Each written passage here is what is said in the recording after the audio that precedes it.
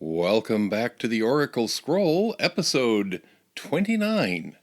In this episode, we're going to look at a meditation that I've written on the dark of the year using the Major Arcana of the Tarot. And then we'll look at personal power. How are we using it? How do we develop it? And then we'll do a draw on a question from an audience member. So welcome to episode 29.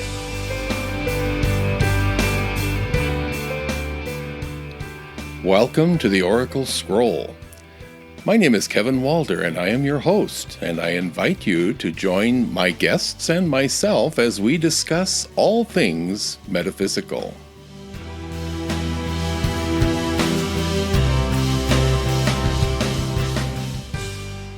To begin this episode, I'm going to talk about a meditation that I wrote on the dark of the year. And we use the Major Arcana cards to talk us through this period of time. I'm recording this in early October, so we're moving into that dark period. We have just had the equinox, and now we're moving into the dark of the year. So, first of all, let's understand the dark of the year. It's not a time of fear or dread, but it's a great time for reflection and gratitude, for a season well lived and a bountiful harvest. It is a time of rest, since the hard work of production and harvest are pretty much over for now. It's a time of planning and rejuvenation to make ready for the coming season of planting and tilling. So all the work that we've already done this year has to be done again, so we have to have time to plan. Leading off with the cards is the Wheel of Fortune. It represents the endless, continuing cycles in our lives. There is a time on the wheel of the year for accomplishing every single task we humans must do to sustain life. Quickly following the wheel, we observe the Death card, as we recognize that the plans we made in early spring and through the final harvest have all served their purpose in our lives and will now be tilled back into the soil of our creativity to provide nourishment for our new and upcoming plans for the coming season. The Hermit steps forward to remind us to indulge our need for introspection and quiet reflection. Learn to love our own company and embrace our meditative practice. After all the chaos and activity of the harvest season, now is the time to just go inside and converse and connect with ourselves. The Devil card encourages us to allow the release of everything that holds us back. Often, these can be very jealously guarded beliefs that now need to be released into the fires of the hearth. Let them go so that we can move forward. Next up, the Magician card reminds us that our own magic is powerful enough for any situation we encounter. It is ours to create and to harvest everything we desire. Get in touch with our own magic in this time of darkness. The Tower card is a reminder that some changes are quick and decisive, but very necessary and welcome nonetheless. Be prepared to make those challenging choices. We can either go along with the change or we can resist it. Either way, the change is still going to happen. It just takes a toll on us as individuals. The Hanged Man comes forward to teach us to be bold enough to turn our world upside down and gain a new perspective. Sometimes this is the only way to see clearly the path that we are going to choose. The Chariot is a card of forceful movement, but more importantly, exquisite control. Movement for the sake of movement is not what we're after here, but to be in control of each turn is much more important. The moon. The moon teaches us to adjust our focus, knowing that with the adjustment to the moon's light, our perceptions will become more defined. We can't shrink back from that which hides in the mist and shadow, as this may be the answer we've been after all this time. Next, the Hierophant steps forward to teach us to respect the old ways and respect the traditions of our ancestors. There are many valuable lessons to be learned from studying their ways. And this doesn't mean you have to adopt their ways, but understand the motivation behind their ways, and that will give us a much better understanding of our heritage. The High Priestess performs her rites by the light of the full moon, encouraging us to become at one with our spiritual side. Embrace the divinity which resides in each of us. The Judgment card. The Judgment card reminds us of the need to test ourselves and make sure we're walking our talk. Knowing through study is no substitute for the experience of living our belief. Let that sink in for just a little bit. You can read all the books you want, you can attend all the seminars you like, but it has no comparison to actual experience of living our belief. The Temperance card demonstrates that unlike things can be brought together to produce a new substance. This is a process of alchemy, and it takes place in us every day. We need only to begin to recognize it. We need only to recognize it to begin. It's a little play on words, but it's very true of temperance and that alchemy process of creating something of great value out of things that have no seeming value at all. The Star. The Star steps in to say, it's okay to dream. It's okay to imagine what you want and to visualize yourself already there. Let your mind and your heart float among the stars. And then in the dark of the year, what a perfect time to spend some time connecting to that star kind of hope. The Strength card defines for us the true strength that we all possess. While we may not have the physical stature and the strength to accomplish every single goal that we set for ourselves, we definitely have the emotional, spiritual, and intellectual strength for any task at hand. And those are the strengths that we are going to build our next season and the rest of our lives upon. The Emperor steps in to lend support, letting us know that no matter where we are or what our challenge, we do have a universe of energy to call upon for support. The Emperor is, well, he's the ultimate father figure in the deck, so he's nurturing and capable, though he can be sometimes a very strict taskmaster.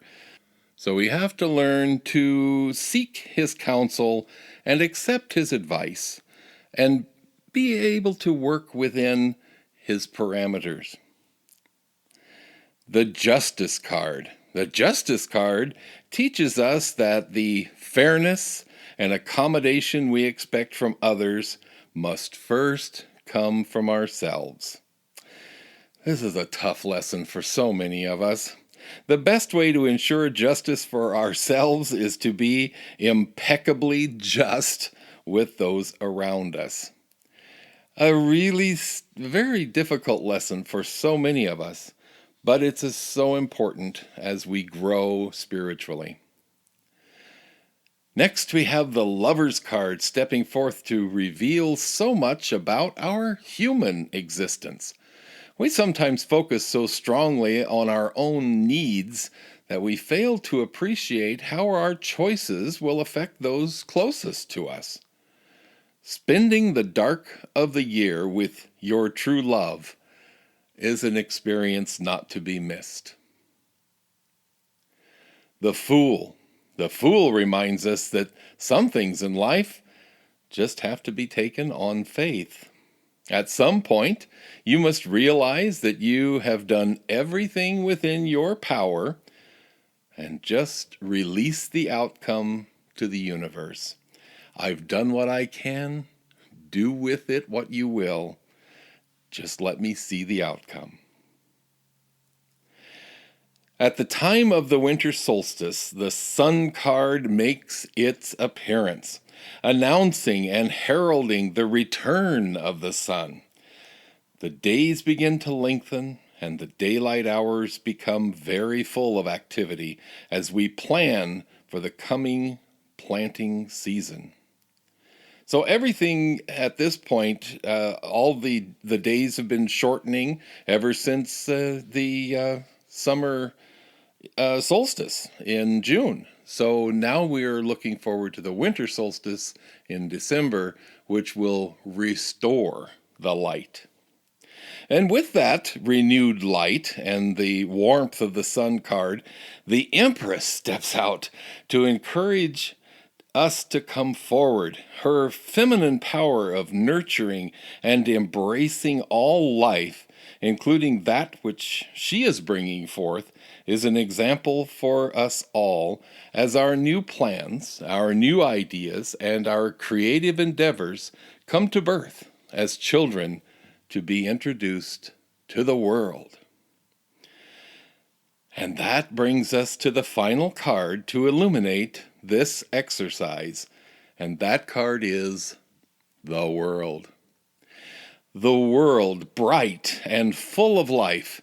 Everything we humans have ever dreamed or feared, everything humans have ever conceived, is present in this card.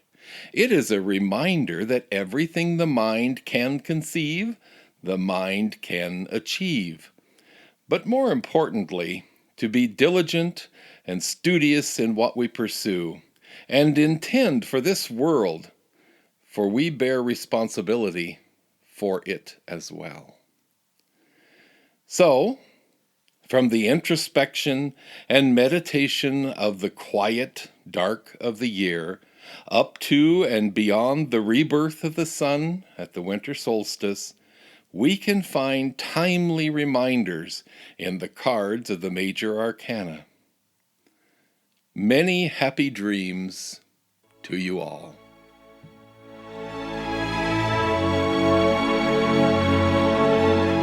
In the second segment of the Oracle Scroll, we take something that is of current interest and give it a spiritual solution, let's say. We draw some wisdom from not only the tarot, but other insights as we begin to look at our human experience, let's say. This one I've titled Power. And it basically is a story of being contacted by a Facebook friend. And this friend was facing some challenges with members of her family. And she asked my advice in dealing with that situation. She is certain that her immediate family will find her situation, and thus herself, unacceptable. This is a scary place to live. The very first thing I advise was that she assess her own mental state and the support system that she could count on if things did not go well at first, since feelings of isolation can undo your resolve extremely quickly. I also advised that she begin her process with those closest to her, those who see life in much the same way that she does, and who will be most likely to be accepting and open to her experience. Moving on from that point to the less open-minded members of her family, only after establishing a foundation from which to work. Lastly, I recommended that she keep a sense of humor through it all, as there will likely be several surprises along the way. And a sense of humor can actually make any situation more bearable. After reflecting on our conversation for a few days, I started to realize just exactly what this friend and so many others of us are really working on, and what is leaving us with the feeling of butterflies in our stomach. It's all about power. How many times have we heard spiritual teachers say that the only power anyone has over us is the power we choose to give them? Yet, when we take the situation out of the abstract and apply it to a specific situation in our own lives, we suddenly don't recall that we own all the power, and we choose who will get to exercise it in our lives. We suddenly sort of recoil back into ourselves. Well, as we go into this time of change, and they're all times of change and adjustment, there may be many situations which will make us feel overwhelmed and lacking the necessary power and will to deal with what faces us right now. Whatever our challenge, we each have so much more power than we usually make available. Allowing the fear of the judgment of others to halt our own advances. And this is, we have so much more power than we make available, but we have so much more power than we're even aware of having.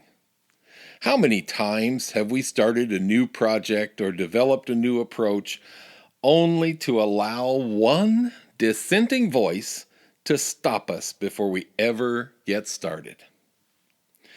The world is full of critics who have no idea how it feels to walk in your shoes, but they're quite eager to tell you how they would handle your situation, which has never and will never occur in their own lives. So that's kind of, perfectly. I had a relative who had no children, but was an expert in child rearing, could have written volumes on the subject. That's the perfect example. Dr. Wayne Dyer has been a profound influence in my own spiritual awakening and many others in the community as well. He often used a quote from Ralph Waldo Emerson's essay titled Self-Reliance, and the quote is as follows: "Don't die with your music still inside you. Listen to your intuitive inner voice and find what passion stirs your soul. Listen to that inner voice and don't get to the end of your life and say, 'What if my whole life has been wrong?'" That's a very, very sad place to be. And I personally know some people who are rapidly approaching that situation. And it's difficult because you can't save them from it. In that same vein of thought, we rarely get to the end of life and look back with regret at the things we did, but we often hear about those who look back with regret for the things they didn't do, the things they never tried, the things they never asked for. Those are the real regrets that we take to our graves. My friend is making changes in her life which will bring her happiness beyond what she has ever known. She is a dedicated mother to 2 boys with special needs. I know she's a dedicated mother because I see how many of her posts on social media revolve around them and their accomplishments. She's very proud of them, and with good reason.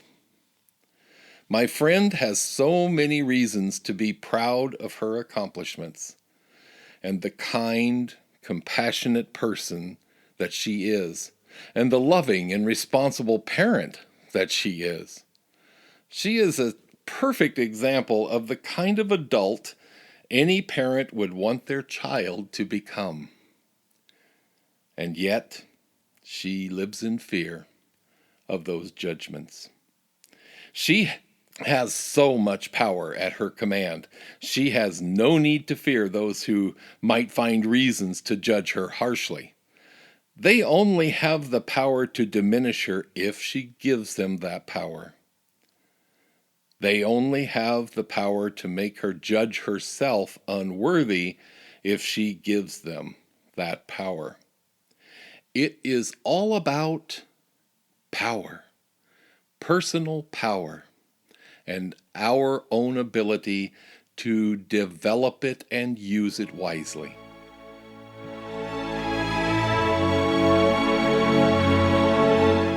In the third and final segment of the Oracle Scroll, we take questions from audience members and draw cards from the tarot to give them some advice, some direction, to see if we can find a way for them to deal with their situation. And today's question comes from Sarah. Sarah says, "My husband and I have separated temporarily, and I'm curious if this is going to work to bring us back together, or is it actually pulling us further apart?" And I replied, "Well, thank you, Sarah, for your question." And I drew 3 cards based on your question, and they are the Tower, the Hierophant, and the Wheel of Fortune. So the very first thing I notice that is significant is that you have 3 major arcanas in this draw. This indicates that there's a lot of pent-up energy in your situation, and the challenges are far from over. Pulling 3 major arcana cards right away is a very powerful reading. The Tower is the first card that steps forward, and it's the most powerful change card in the deck. You are already experiencing the explosive change that is spoken of by the Tower. This card speaks of change on a cataclysmic level. It's not necessarily catastrophic. It is largely up to your own guidance as to how you accept this change. Some things are being destroyed, but they are also making room for new experiences. Change is inevitable, and finding a way to look at the positive aspects of change is actually very healthy and necessary. The Hierophant card, wow. That one steps forward to indicate that you may find some temporary comfort in tradition and structure, whether that's a religious or social construct. It's important that you have a clear understanding of the ultimate cost of receiving such assistance. The Hierophant represents a comforting, stable presence, but there are strings attached. So be sure that whenever you seek the help of the Hierophant, or that kind of traditional structure, that the cost is something you are willing to pay. And then the final card is the Wheel of Fortune, which continues that theme of massive change. though on a much calmer level than that we talked about with the tower. It points to a period of fine-tuning. So in summary, you're already experiencing the tumultuous effects of massive change, and your separation is a direct result of the need for adjustment. This part has felt beyond your control and has made you feel powerless. You have no doubt already received lots of advice from family members and friends as to what is proper and what is right in such situations, and those suggestions can be quite welcome at times, but before implementing them, be sure to calculate the full mental, emotional, and spiritual costs involved. Going forward, you will be able to make adjustments and fine-tune your changes in a way which is more controlled and much less chaotic. So at this point in time, it's rather difficult to say whether this separation is truly temporary or not. There are conflicting energies swirling around the situation and all of the parties involved, yourself included. Concentrate now on how the changes are affecting you. Are they freeing and liberating, or do they cause feelings of lack and loss? The only thing you can do now is fine-tune yourself so that when you are next in a relationship, whether it's this one redesigned or a new one altogether, you will know exactly what you need and exactly what you can expect from your relationship. Thank you, Sarah, for your question, and I hope that some of what we said is helpful to you. And if you, as an audience member, would like to have such a reading, please send your question to theoraclescroll@gmail.com, and we will address it. And this brings us to the conclusion of this episode of the Oracle Scroll. Thank you for joining us for episode 29. The Oracle Scroll is available on many of your favorite platforms, and we just ask that you go there and subscribe. Do it today, please.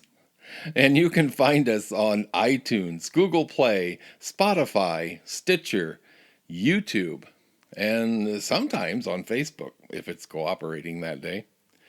You can actually help us to stay on the air by becoming a patron of the Oracle Scroll, and you can earn some attractive bonuses for yourself in the process. Just visit our Patreon page, which is Patreon, patreon.com/Kevin Walder, and that will guide you through the process. Any comments, suggestions, requests, whatever, please send those along to theoraclescroll@gmail.com. And be sure to share your experience. Share what you're hearing, share what you're learning with your friends, your relatives, anyone that you think might enjoy what we do here. And ask them to subscribe as well. And links, as always, to all of our contact options are listed in the episode notes that accompany this audio presentation. I thank you once again for joining us for this episode and look forward to seeing you on our next episode. Bye-bye. Thank you for joining us for this episode of the Oracle Scroll. Find us on Facebook at the Oracle Scroll. If you wish to send comments, suggestions, or requests, please address them to theoraclescroll@gmail.com.